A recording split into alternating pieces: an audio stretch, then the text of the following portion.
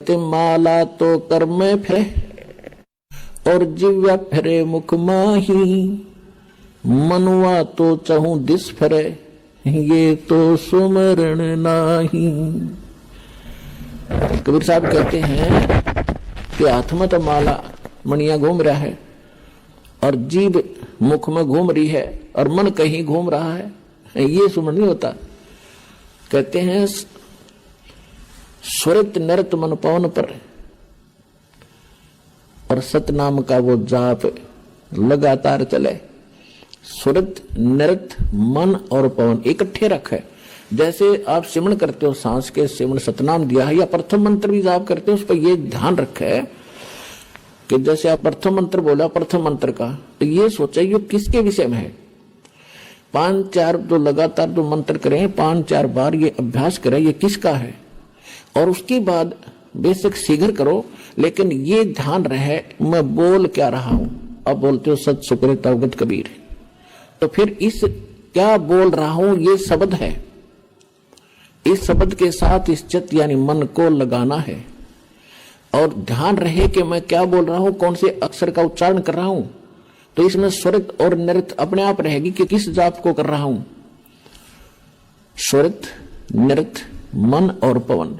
पवन माने वायु, जो श्वास के सिमरण से संबंधित है। ये कि इस पर श्वास जब जाप करो तो इसके साथ ये सांस 20 ध्यान हो, मैं बाहर कौन सा छोड़ रहा हूं, अंदर कौन सा ले रहा हूं, और कौन मंत्र का उच्चारण कर रहा हूं। ये आपकी सुरत और नृत्य में रहना चाहिए। मैं के बोलू हूं, अपनी सुरती उस पर लाए रखे।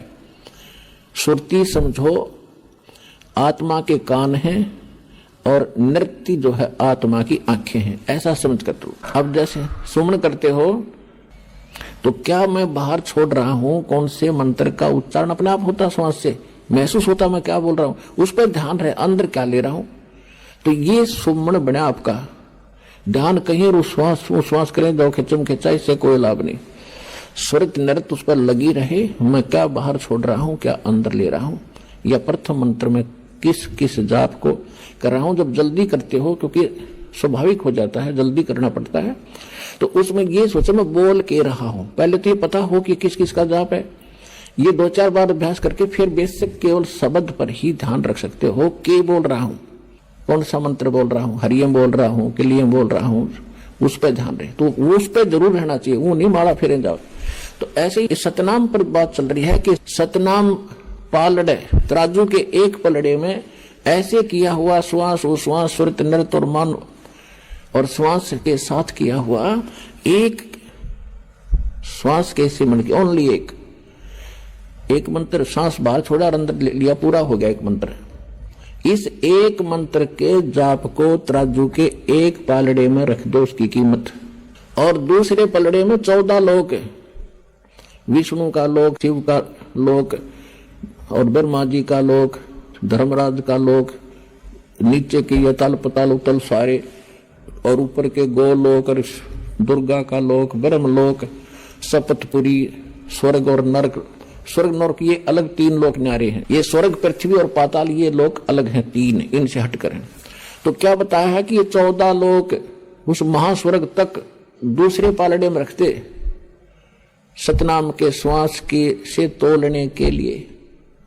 और 3 लोक ये पृथ्वी पाताल और स्वर्ग लोक ये तो पासंग रखा है। अब क्या बताते हैं गरीबदास जी, सतनाम पालड़े रंग होरी हो। सतनाम के 2 अक्षर हैं, वो तो स्पष्ट लिखा है वाणी में। सतनाम तो दास इसलिए बोल रहा है, इसको थोड़ा सा सार्वजनिक कम कर रहा हूं अभी, वैसे कर तो दिया तकरीबन। वो 2 अक्षर का नाम है, एक ओम और दूसरा वो तत् सांकेतिक है। कहते ये सतनाम है 2 अक्षर का, ये 2 अक्षर के नाम का जाप सतनाम कहलाता है। तो कहते सतनाम पालड़े रंग होरी हो और 14 लोक चढ़ावे राम रंग होरी हो। 3 लोक पासेंग धरे रंग होरी हो, तो ना तुले तुलाया राम रंग होरी हो। ओए होए, अब एक सिमरन की ओए होए इतनी कीमत है। और परमात्मा खुद अपनी वाणी में बोलते हैं कबीर कहता हूँ कहीं जात हूँ और कहूँ बजा के ढोल, श्वास जो खाली जात है ये 3 लोक का मोल। ये तो जो बिना नाम करे तुम खाली छोड़ रहे हो ये भी इतना कीमती है, 3 लोक का मोल।